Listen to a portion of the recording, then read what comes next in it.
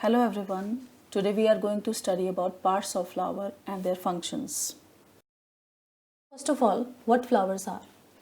Flowers are called as modified shoots of plant. Flowers have nodes and very short internodes at which they bear floral whorls in definite pattern. They are also called as blossom or blooms. Flowers bear male and female reproductive organs, therefore they are reproductive structures of plant. Plants bearing flowers are called as angiosperm. Coming to the structure of flower, flower consists of four parts: calyx, corolla, stamen and carpel. All these four parts are arranged in the form of whorls. Before discussing these parts, we should know about the pedicel. Pedicel is the stalk-like structure that attaches the flower to its inflorescence.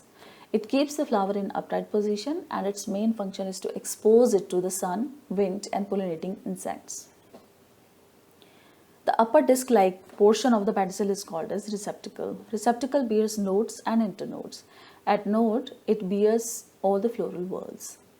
So the first whorl of the flower is calyx. Calyx bears the green leaf-like structures called as sepals. The main function of these sepals is to protect the flower in bud stage. Then comes the second whorl, that is corolla. Corolla bears the colored leaf-like structures called as petals, which attract the insects for pollination. The calyx and corolla together form the perianth of the flower. Then comes the third whorl, which is the androecium. Androecium is the male reproductive section of the flower, and the fourth and the innermost whorl is called as the gynoecium, which is the female reproductive part of the flower. We will discuss the third and fourth whorl separately. As I have already mentioned that androecium is the third whorl of the flower. It consists of many male reproductive units called as stamen. Stamen is made up of long, thin, stalk-like structure called as filament which support the anther at its top. In most of the cases, the anther is usually a bilobed structure from outside. When we cut this anther transversely, we see four sac-like structures called as microsporangia. These microsporangia helps in the formation of a powdery substance called as pollen. The pollen consists of many spore-like structures called as pollen grains, and the main function of these pollen grains is to produce male gametes or sperms. The fourth and innermost whorl of the flower is called as gynoecium. Gynoecium consists of female reproductive organs called as carpel or pistil. Pistil has three sections. The lower basal or the swollen section is called as ovary, which bears ovule. Ovule contains eggs inside. These ovules are connected to the inner wall of the ovary through a tissue called as placenta, and the cavity in which ovule lies is called as locule. After fertilization, ovary becomes fruit and ovule becomes seed. The central elongated part of the carpel is called as style. Here the pollen grain elongates and grows a pollen tube. The topmost hairy portion of the carpel is called as stigma. It is sticky in nature and it receives the pollen during pollination so that flower can initiate the process of fertilization. So that was all about the structure of flower. Coming to the categories of flower. Flowers are categorized as complete and incomplete flowers on the basis of presence or absence of one or more whorls. In complete flowers, all the four whorls are present. For example, the flowers of Prunus family, chilies and hibiscus are complete flowers. Whereas incomplete flowers lack one or more whorls. Best examples are red poinsettia and most of the grasses. They are without petals. If you see the structure of the poinsettia flower in the picture, you will see the red colored structures which look like petals, but they are actually not the petals. They are the modified leaves which are called as bracts.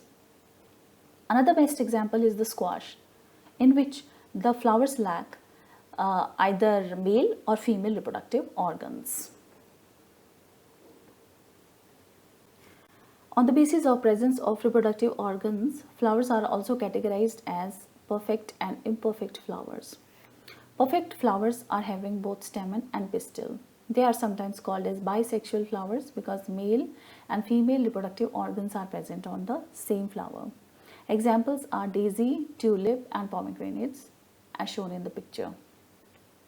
On the other hand, imperfect flowers either have male or female reproductive organ. They are also called as unisexual flowers because male and female reproductive organs are present on the different flowers.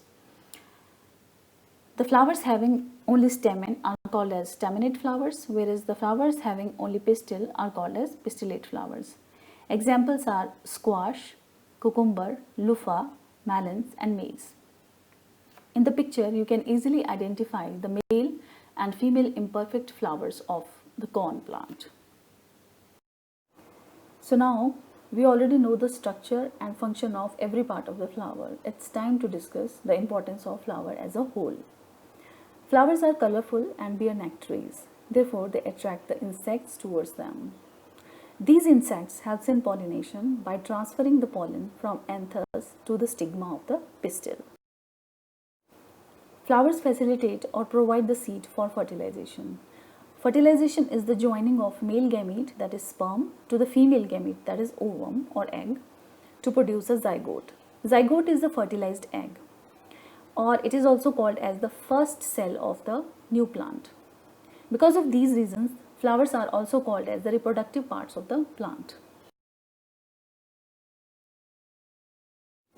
Flowers enhances the aesthetic value of our surrounding. It means flowers beautify our surroundings. They are also used in various rituals and religious activities. And in some cases, they are also used in medicines and as a source of food. So that was all about the flowers. If you liked the video, please like, share and subscribe. Thank you.